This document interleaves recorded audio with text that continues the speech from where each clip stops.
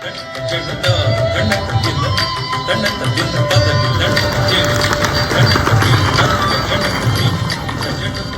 తర్వాత సుబ్రహ్మణ్య స్వామిని దర్శింపజేస్తూ, ఎందుకంటే ముందు గణపతిని చూశాం కదా, కుమారస్వామిని శివశక్త్యాత్మక శ్రీశక్తిధర అని సుబ్రహ్మణ్య దర్శనం జరుగుతుంది. ఇందులో స్వామి కాలాగ్ని రుద్రుడు పుత్రుడు గనక ఇది యజ్ఞ విశేషమైన రహస్యం ఉంది. మన దేవతా స్వరూపాలన్నిటి వెనకాల అద్భుతమైన రహస్యాలు ఉంటాయి. ఏదో మన నమ్మకాలు మాత్రమే కాదు, అందులో యజ్ఞ రహస్యాలు, విశ్వ రహస్యాలు, మంత్ర రహస్యాలు, యోగ రహస్యాలు ఉంటాయి. అది సుబ్రహ్మణ్య తత్వాన్ని మనం పరిశీలిస్తే అగ్నిహోత్రీకులు నిత్యం చేసేటువంటి అగ్నిహోత్ర అర్చన ఎప్పుడు ఒకలా ఉండదు. ఋతువుకి మాసానికి కూడా ఉన్న ప్రాధాన్యాన్ని అనుసరించి అగ్నిహోత్రం జరుగుతుంది. అలా ఒక సంవత్సర కాలం జరిగేటువంటి మొత్తం అగ్నిహోత్ర స్వరూపం ఏదైతుందో అది మళ్ళీ సంవత్సరం అదే పునరావృతం అవుతుంది. అందుకే సంవత్సరం అనేది ఒక అగ్నిస్వరూపంగా యజ్ఞస్వరూపంగా భావిస్తాం.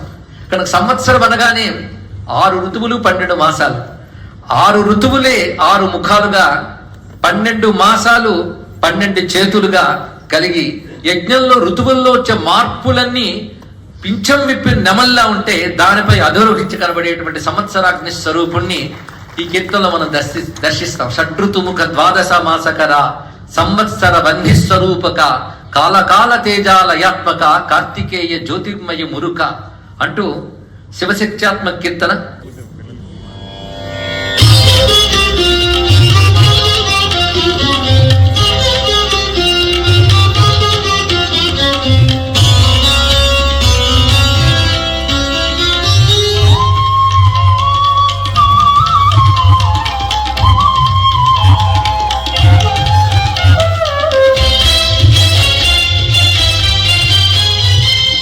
శక్త్యాత్మక శ్రీ శక్తిధరా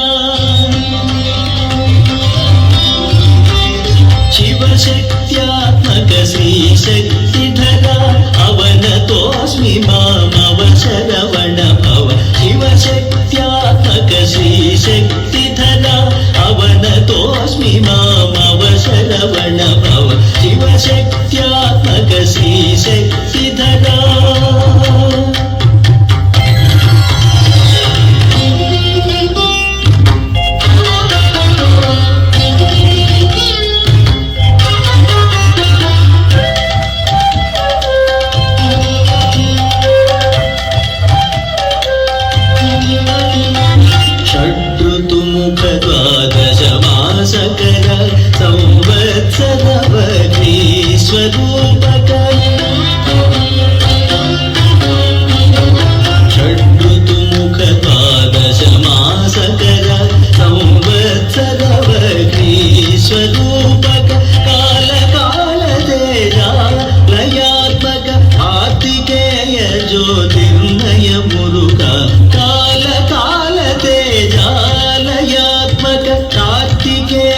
జ్యోతిర్మయ మురుక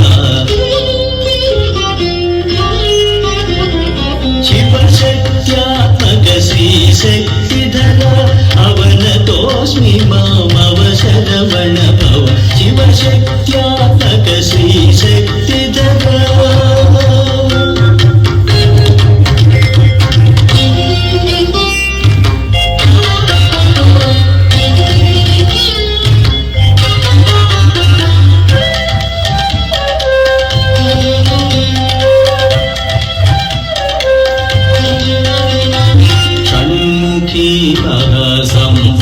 प्रतिभा षट्कोणांतर दीपक स्वामिन्